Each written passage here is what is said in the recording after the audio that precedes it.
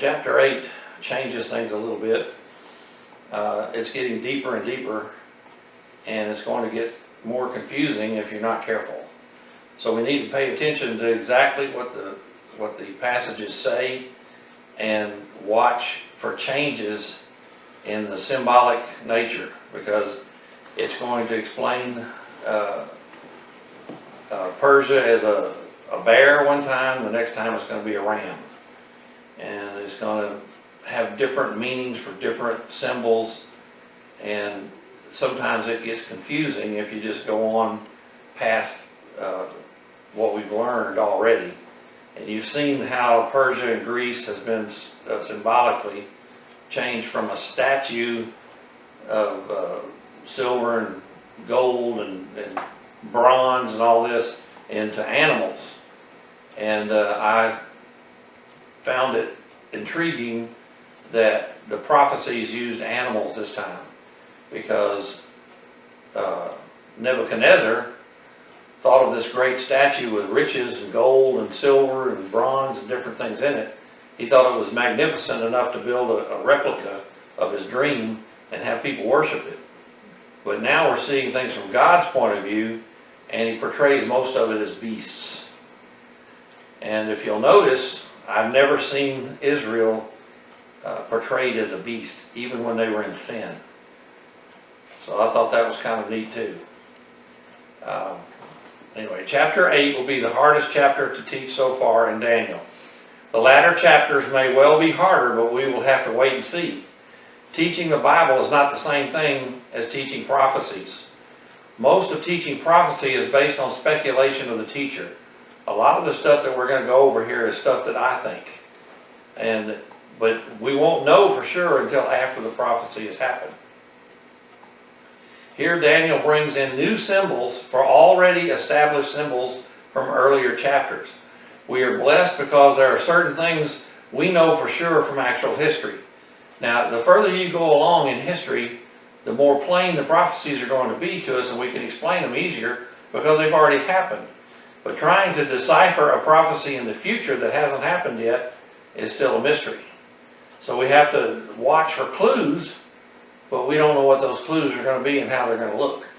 But since we've seen the past and we can put them together with the prophecy, we can kind of see how the prophecy works.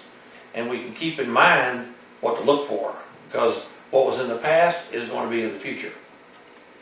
The problems arise when we speculate that the same scenario will repeat in the future. An example of this might be the first Passover in Egypt revealed a Passover in the future. But how was a Jew supposed to understand that a man would be the lamb and the doorpost would be our heart, and be looking for a Passover that would end animal sacrifice forever? If you look at Passover in Egypt and Exodus, how was a person supposed to know that what was being portrayed when they killed a lamb, that would be a person, shedding his blood, and they painted the doorpost with the lamb's blood? Well, that doorpost is our heart. So we have to accept the blood of Jesus on our heart to be saved and have the death angel pass over us. So look at the picture, how intricate it was drawn, but they had no way of knowing what Passover was going to be about. In fact, if you talk to a literal Jew today, they won't understand Jesus dying on the cross for his people. They don't connect that with Passover. They still see the lamb. It's a sacrificial lamb. Right. They still see a lamb. Even when John the Baptist said, "Here comes the Lamb of God." How surprised must they have been to say, "Here comes the Lamb of God," and they look up and there's a man walking up. But they only knew lambs as sacrificial animals.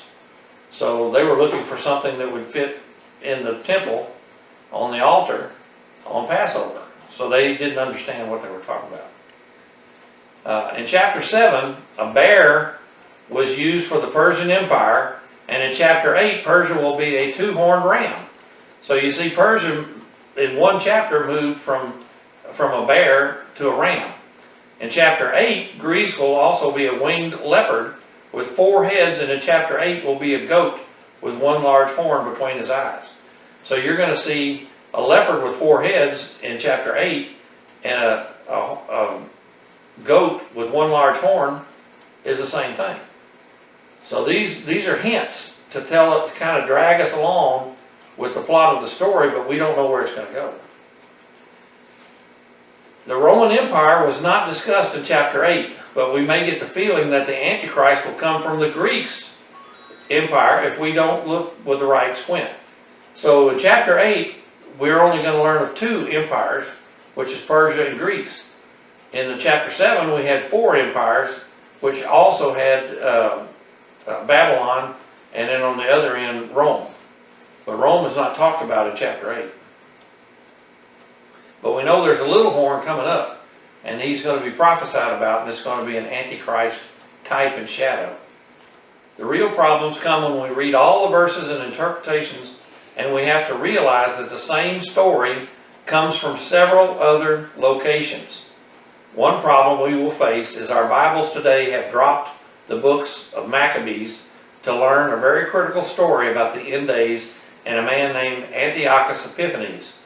Now this, you have to read Maccabees to understand Antiochus Epiphanes and what he is going to be in the future.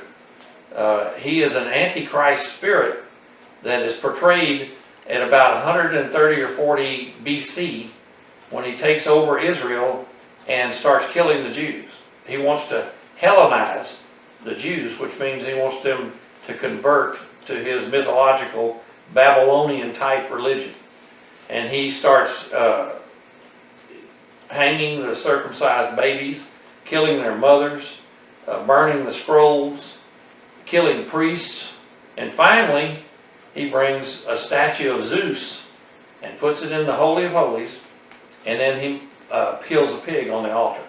And that's the abomination of desolation. Right.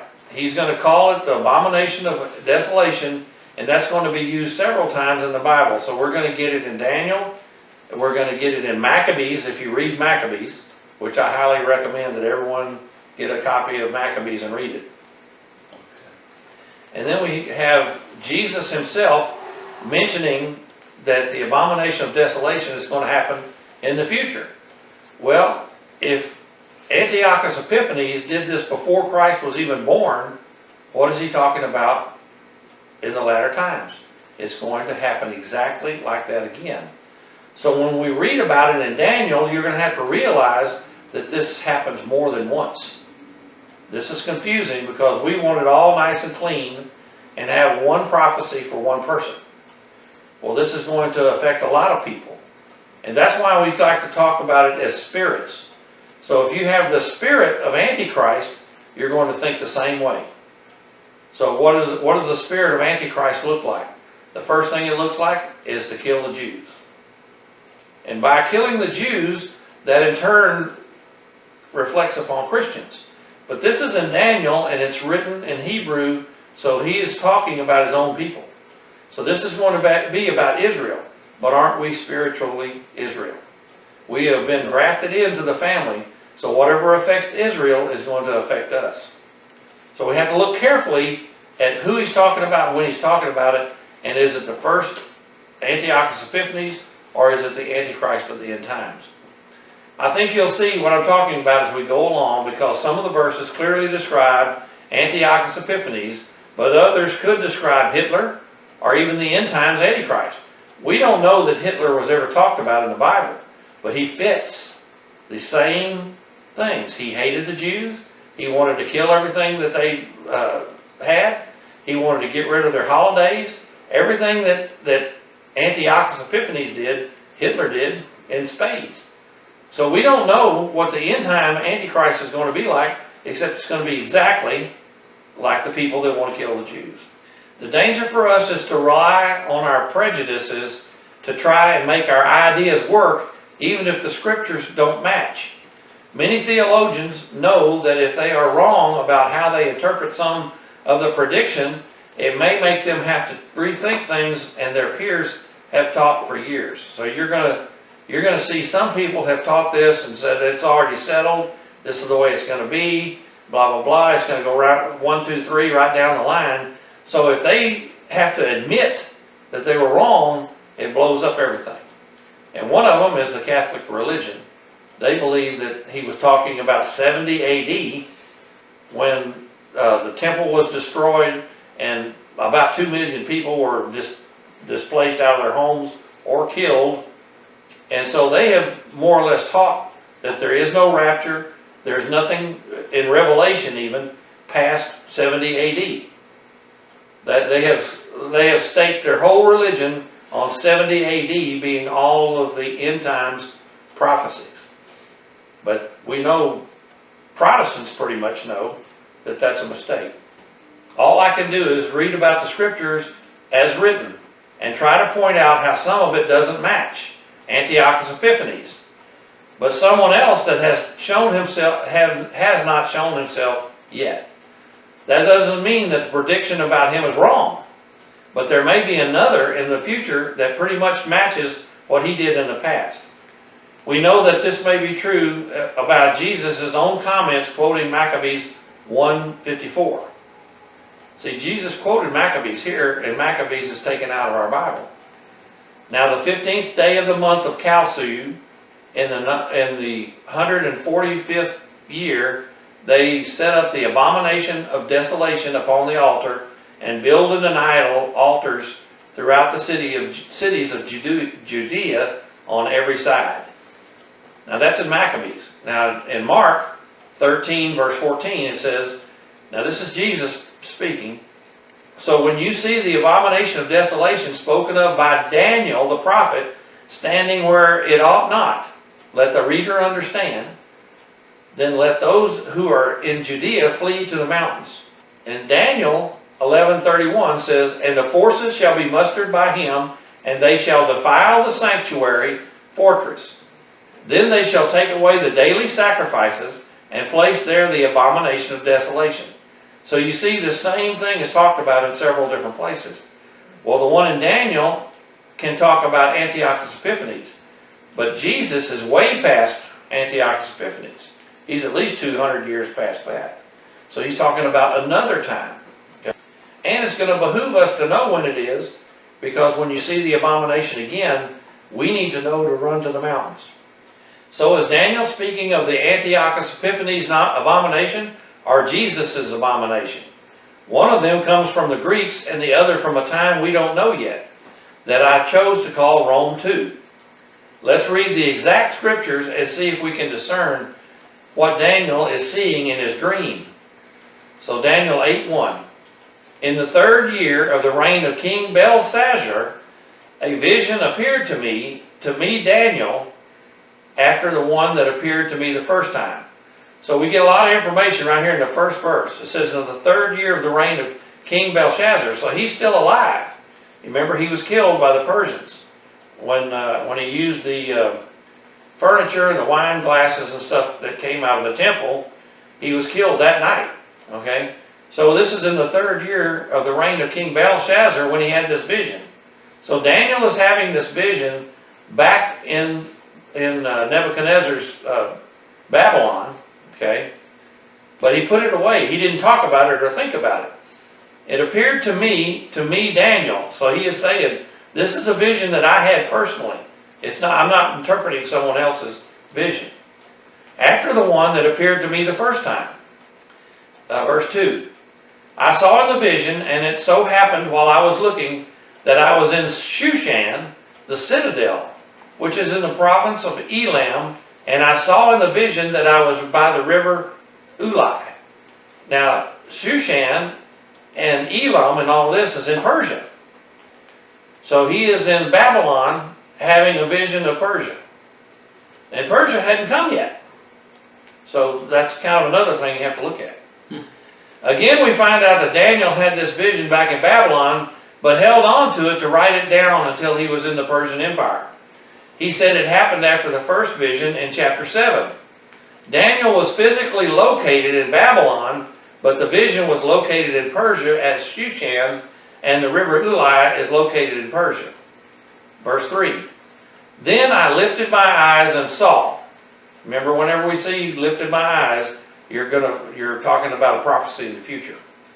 And there, standing beside the river, was a ram which had 2 horns, and the two horns were high, but one was higher than the other, and the higher one came up last. So this is going to be Persia, because it's after Babylon.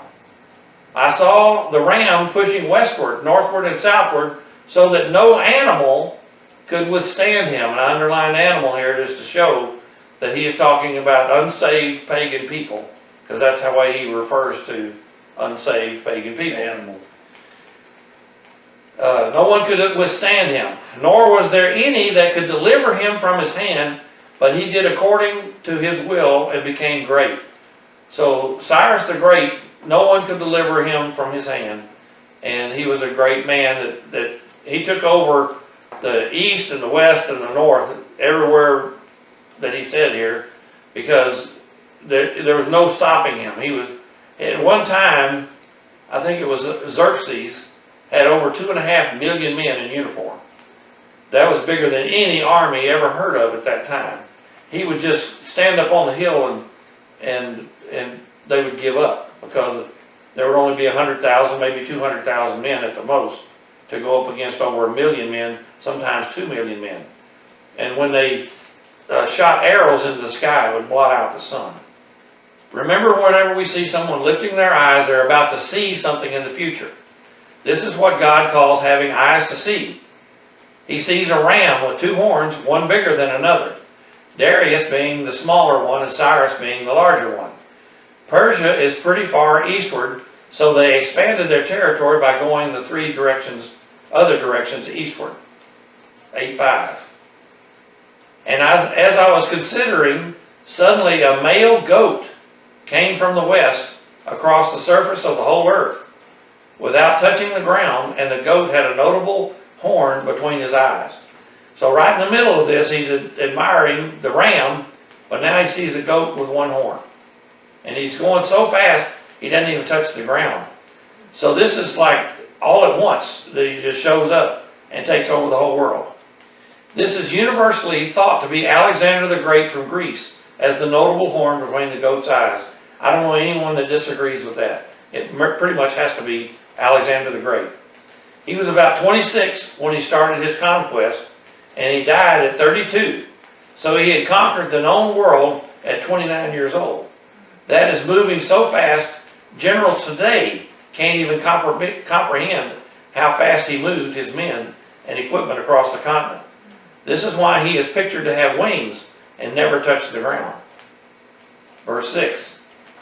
Then he came to the ram that had 2 horns, which I had seen standing beside the river, and ran at him with a furious power. And I saw him confronting the ram. He was moved with rage against him, attacked the ram, and broke his 2 horns. There was no power in the ram to withstand him, but he cast him down to the ground and trampled him. And there was no one that could deliver the ram from his hands. When you see the movie 300, you're going to see King Xerxes come against Sparta, and they were actually going against Greece, but Sparta was part of Greece. And when they killed all of the 300 and took over Sparta, we find out why Greece was so angry at Persia later. See, Persia was taken over by Greece. Alexander the Great remembered the brave fighting men of Sparta, so he was determined to kill Persia. So that's why he came at him so fiercely with his 1 horn and trampled him underfoot. And there was no hope for Persia after that. When Alexander beats the Medes and Persians, there was no one to lead the Persians, so they quickly collapsed. So they had no other kings in reserve that had any experience at anything. So they were easy to beat after the kings were dead. Verse 8. Therefore the male goat grew very great, but when he became strong, the large horn was broken. So he no more gets started, and he's 32 years old when he dies of a disease. He doesn't die in battle. You would think he would die in a battle, but he died of disease. And in place of it, 4 notable ones came up toward the 4 winds of heaven. Now this is where it really gets prophetic, because how can you say that Alexander the Great is going to die and leave it to 4 generals? He had no son. So he had no one to give it to other than these 4 generals.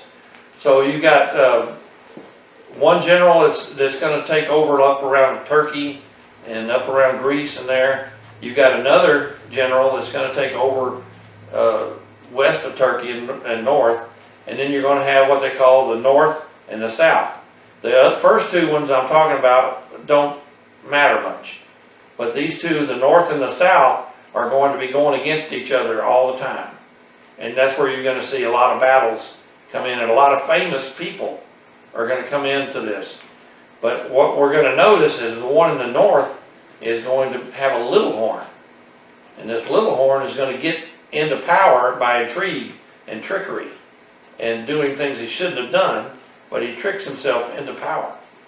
And out of one of them came a little horn, which grew exceedingly great towards the south, towards the east, and towards the glorious land. Now, what is the glorious land, do you think? Israel. So we always have a little horn. They're almost always inconspicuous and not who you would think. And they sneak up on the glorious land. And it grew up in the host of heaven, and it cast down some of the host and some of the stars to the ground and trampled them.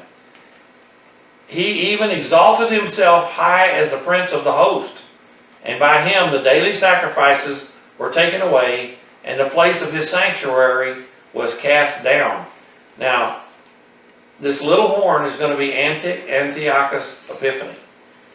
In fact, I should have wrote it down, but I can't remember what it is. But Antiochus Epiphanes means Antiochus the Great, or Antiochus the God, or something.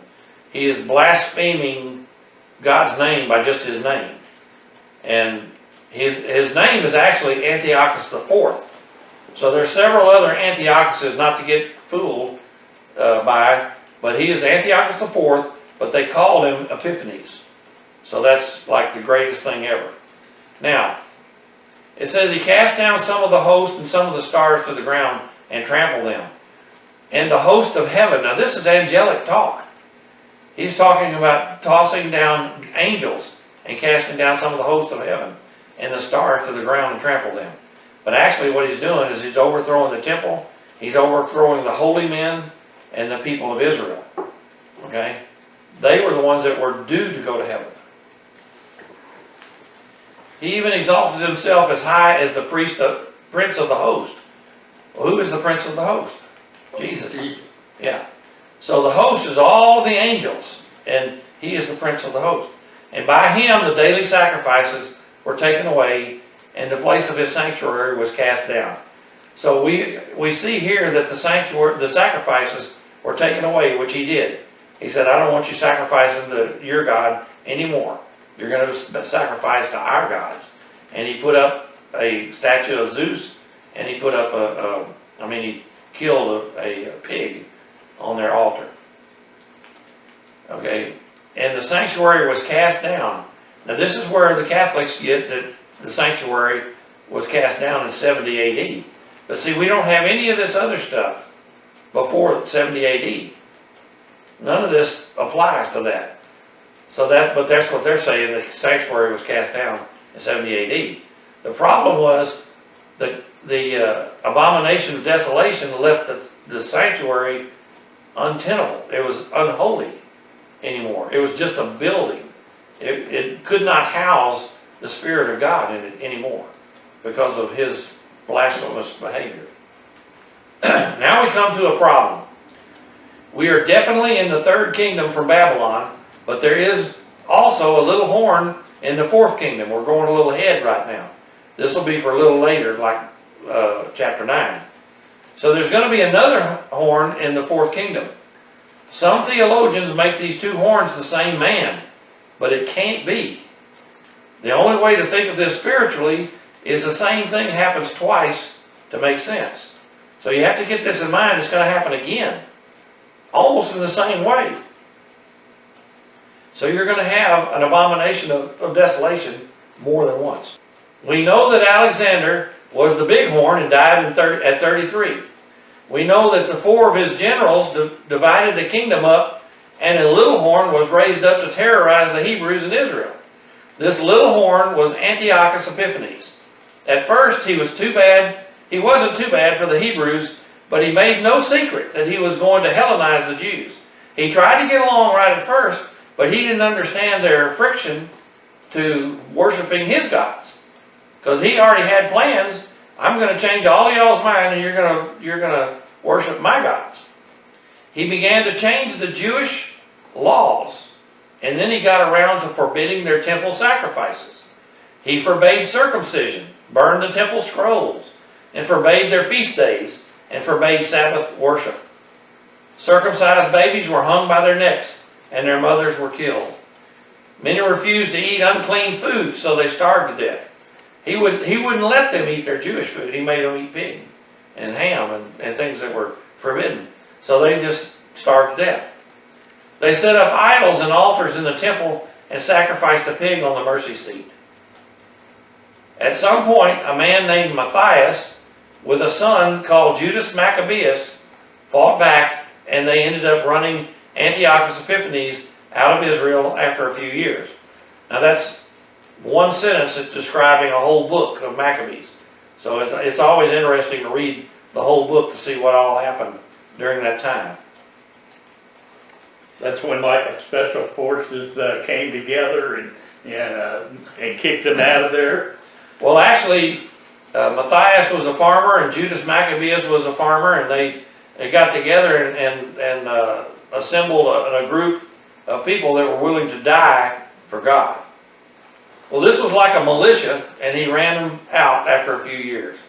We know that Daniel spoke of the abomination of desolation, and the writer of Maccabees told us of the same abomination. Later, Jesus mentioned this would happen also in the last days. So which one is which?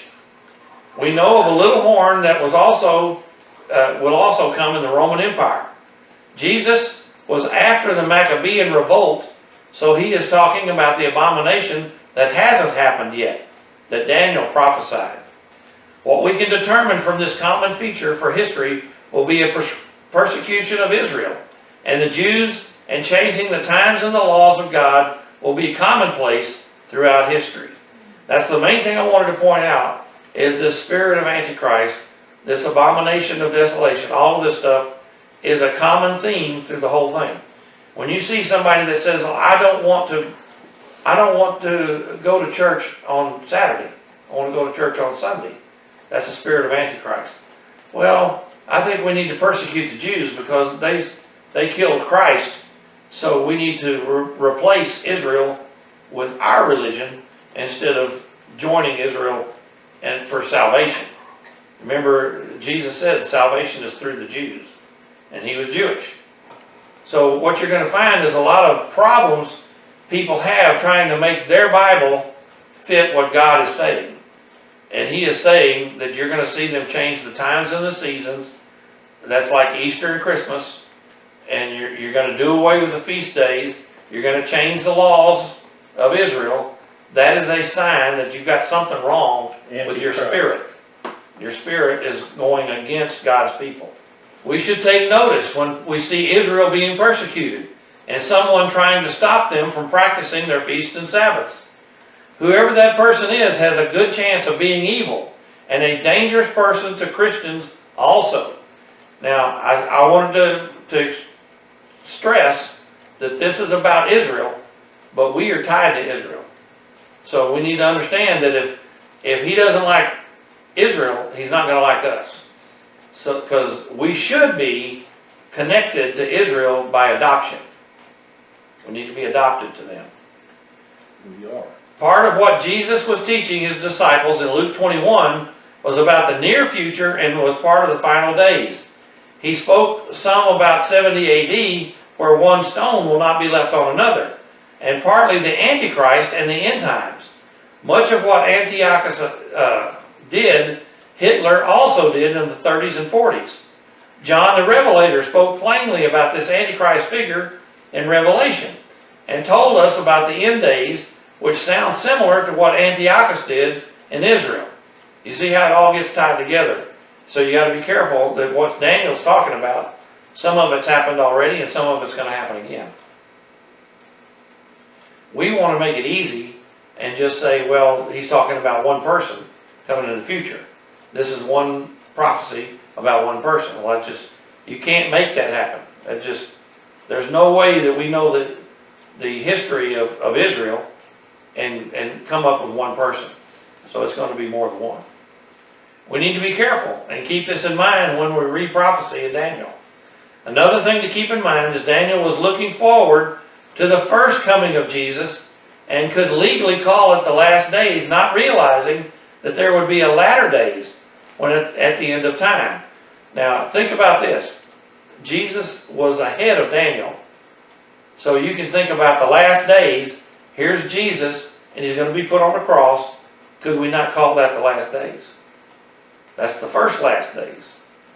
But then we know that Jesus is coming again in the end of time, which is another last days. So you've got two last days. Some of the same prophecy will be for Antiochus, and later will be for the Antichrist. Some of the same prophecy will be for the Rome 2 prophecies of the iron and clay or the fourth beast. Now, like I said, we've got a Greek Antiochus Epiphanes, and we've got a Roman one that we don't know yet. So you see two, you see how it can be earlier and the latter days on there. Verses 10 through 11 describes how crazy Antiochus got thinking he could challenge God and win. If you read Maccabees 2, 3 through 9, you can get a feel for what a devout Hebrew went through with this type and shadow of the Antichrist. Many scholars say the stars and the host of heaven have spoken of here are these Hebrews that suffered under Antiochus IV. Also, you can read about this again in Psalm 2. Psalm 2 talks about how God laughed at this person for wanting to take on God. He wanted to fight God. So they laughed at him. If we move to Revelation 13, we see two beasts described there, and they must be in the last days prophecy, because it's way after the first advent of Christ. What we see with the Revelation beasts is one comes from the sea and the other one comes from the earth. But it's pretty obvious there will be two of them. Psalm 10, verse 18, to do justice to the fatherless and the oppressed, that the man of the earth may oppress no more. So this psalm is talking about the man of the earth. There's going to be a man of the sea, which is going to be from turbulence. It's going to come from war and a lot of trouble on the earth. The other one is going to be a man of the earth, which is going to be talking about carnal things. So one of them is going to come from, mostly we think it's going to be an antichrist is going to come up, and a pope type figure is going to say, this is the man we've been waiting for. You're going to see him as a prophet. So you're going to have an evil trinity. You're going to have Satan as God, and the beast will be Jesus, and the Holy Spirit will be the prophet, the evil prophet. So there's going to be a counterfeit trinity come. The sea represents turmoil and trouble. This beast will rise to power in a very troubled time. The second beast will come from the earth and have two horns like a lamb, but will speak like a dragon. He's going to tell you, I'm Jesus, and I'm the second coming. But he's going to speak not like Jesus. He's going to speak like the dragon. This one is generally discussed as the Pope, and looks like a lamb, but speaks like Satan. Rather than delve off into Revelation, I must concentrate on Daniel and what he was saying, or we'll never get finished.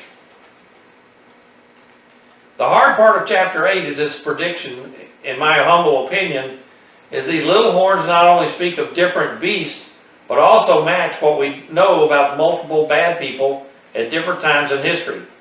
Let's go a little further and I'll try to show you what I'm talking about. Verse 12. Because of transgression, an army was given over to the horn to oppose the daily sacrifices, and he cast truth down to the ground. He did all this and prospered.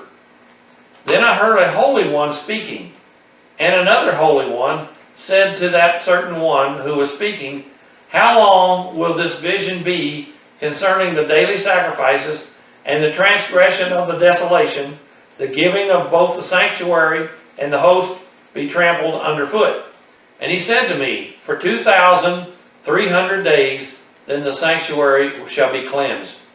Now this is what we were talking about earlier. This is the 2,300 days that he was talking about. It's not the 1,260 days. It's going to be the half of the 7 years of tribulation.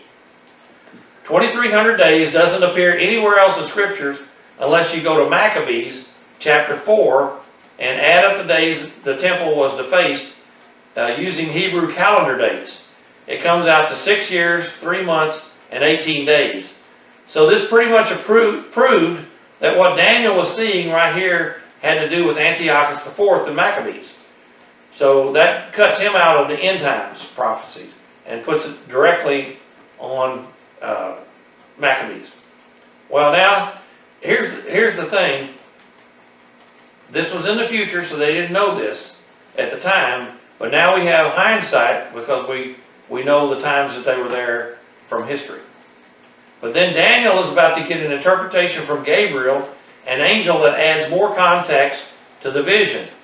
So you've got a man, an angel that looks like a man, and then Gabriel is named and he comes up to explain a prophecy.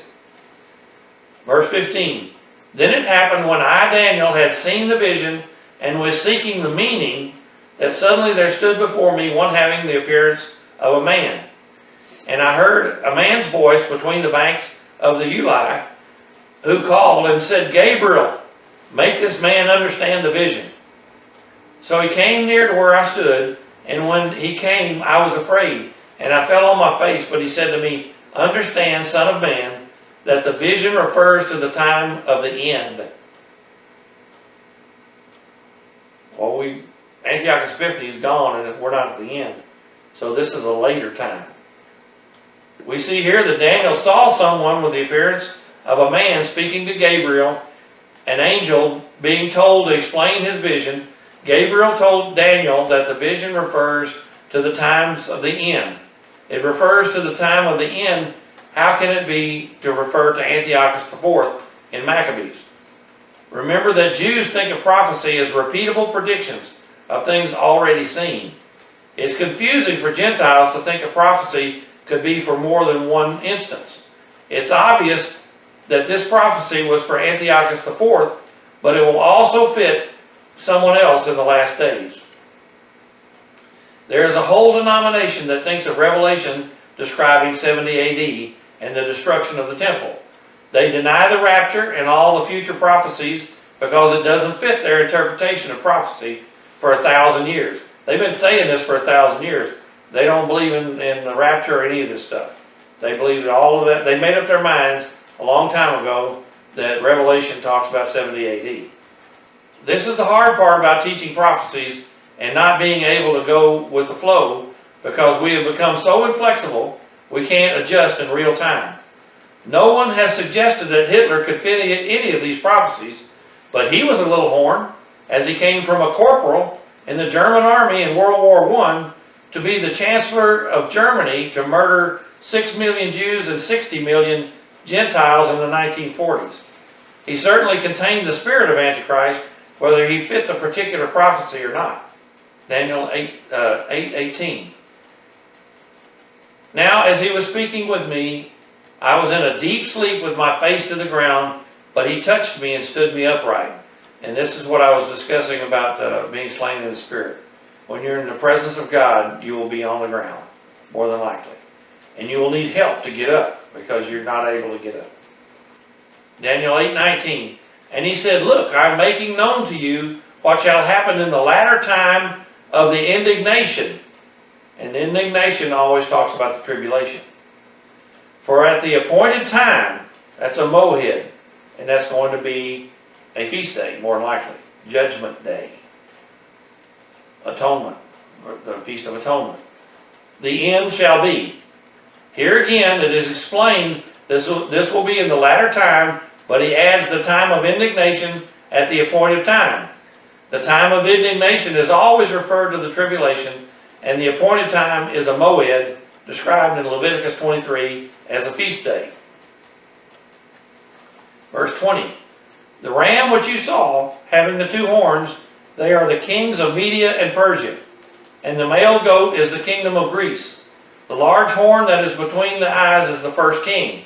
So he's making it very plain who these characters are going to be. As for the broken horn and the four that stood up in his place, 4 kingdoms shall arise out of that nation, but not with its power. So each one of them is going to have less power than Alexander the Great. They're just going to be regular kingdoms. Now the angel obviously falls back to describing Maccabean history, unless a beast will arise in the future that matches exactly with Antiochus IV. Is Greece going to rise again and break up into 4 provinces again in the last days? Probably not. We don't know of any prophecy that has to do with Greece ever again, other than right here. And in the latter time of their kingdom, when the transgressors have reached their fullness, a king shall arise having fierce features, who understands sinister schemes. His power shall be mighty, but not by his own power. He shall destroy fearfully, and shall prosper and thrive. He shall destroy the mighty and also the holy people. Through his cunning he shall cause deceit to prosper under his rule, and he shall exalt himself in his heart. He shall destroy many in their prosperity, and he shall even rise against the prince of princes. But he shall be broken without human means.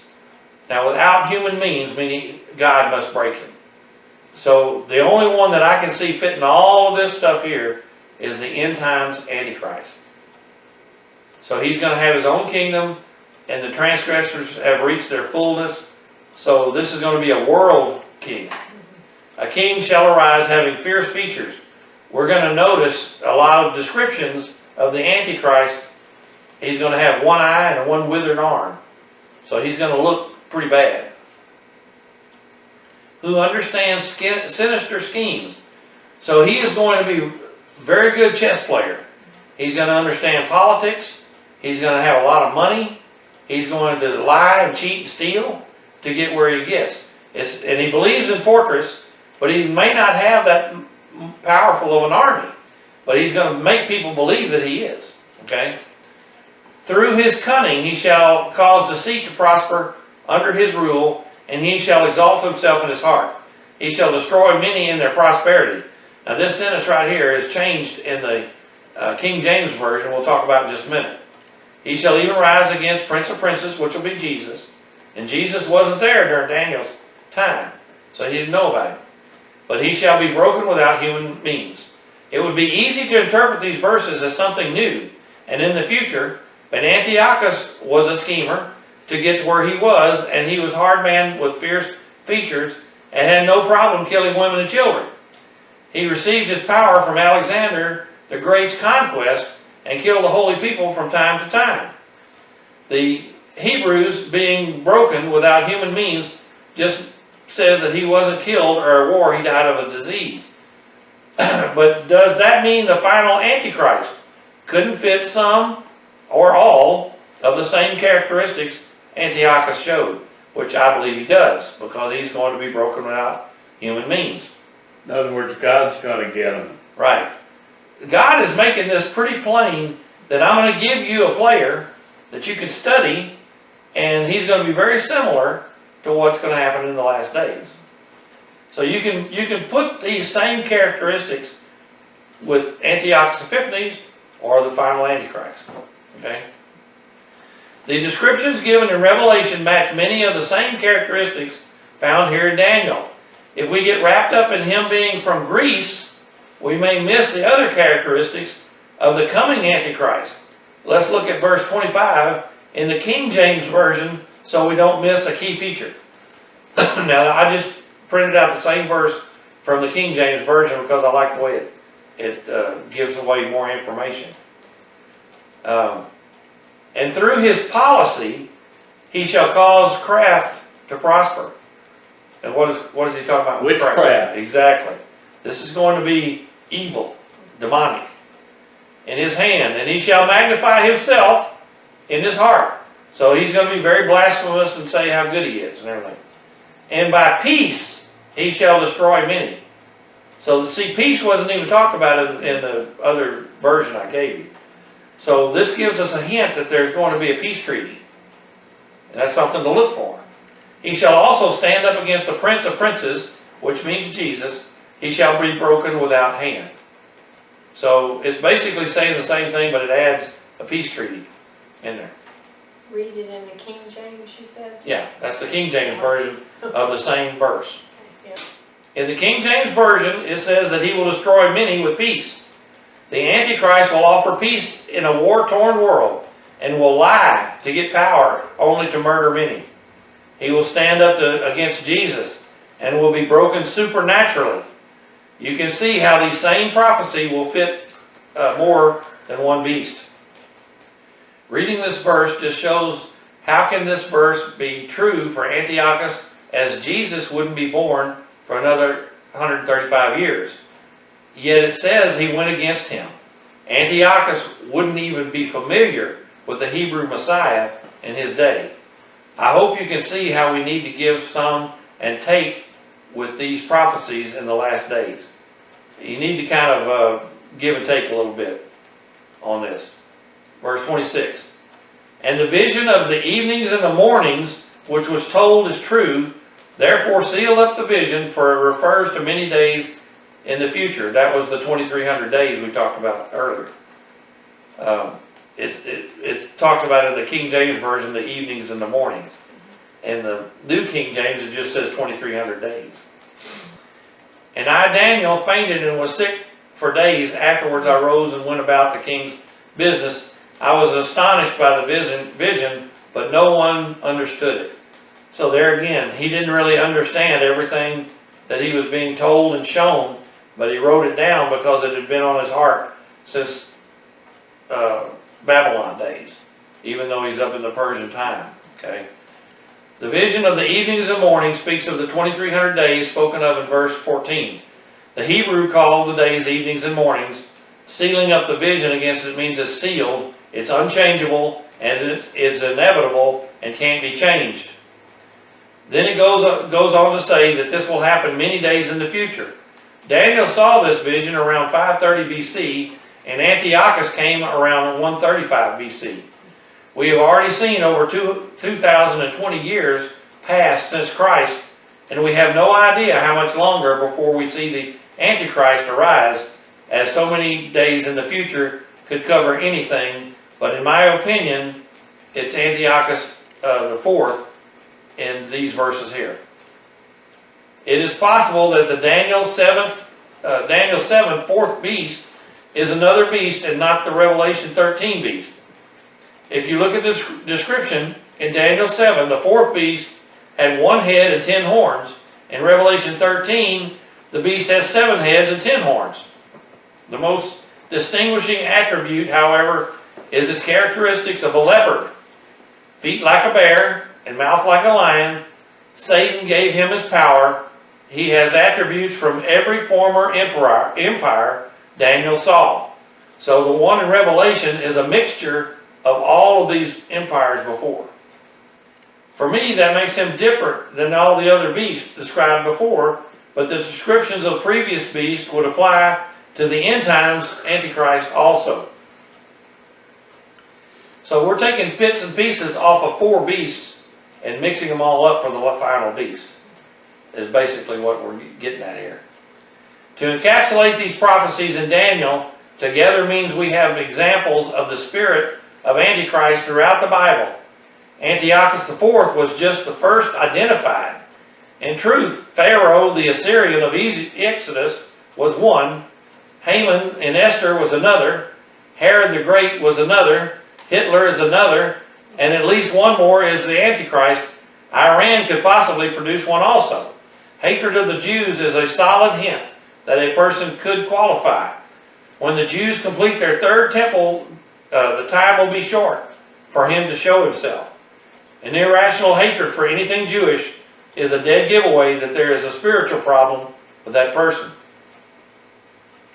Another thing to keep in mind is this chapter was written in Hebrew. What that tells us is this chapter more concerned Israel than the church, than the Gentile history. It is very possible, and I'm not saying this is true, but this could have to do with Israel and the church be raptured out. Now there's other verses that talk about that the saints will be tracked down and killed and things like that. But it's very possible that the church, the bride of Christ, could be raptured out completely, and only the tribulation saints would remain after the church was raptured out. So we might not ever even see the beast. Wouldn't that be good? Well, that's something to ponder. This is just an opinion. It doesn't make for anything. But the way it's described here is that these prophecies are for the treatment of Israel. Of course, if you consider yourself Israel, spiritual Israel, could be you, you know. We're supposed to be adopted into the family of the Jews, so it could be that we see the beast and get treated the same. We don't know. I believe more in Revelation telling us a more accurate time for the church, because Revelation is all about the church. This is all about Israel. So you're going to see it go back and forth. See, Zechariah talks about that Jesus will come back at the end times and show them his hands and feet. And he said, where did you get these wounds? And he said, I got it at the home of my friends. And they're going to know that they killed their Messiah. So that's about Israel. That's not about the church. So the church could be raptured and gone, and just believers after the rapture would be the ones we're talking about. So we don't really know if the church itself will be involved with any of the Antichrist business. Even if the interpretation fits the Greek Empire, we must always keep in mind that the end times will be about the survival of Israel and the return of Jesus. Most of the Bible was written from the point of view of Israel and their relationship with God. Next time we'll see that the most talked about prediction that Daniel received that shows without a doubt that Jesus is the promised Messiah. The next one is going to have 4 or 5 verses, and it's going to explain everything about the return of the Messiah. And it's going to be very good.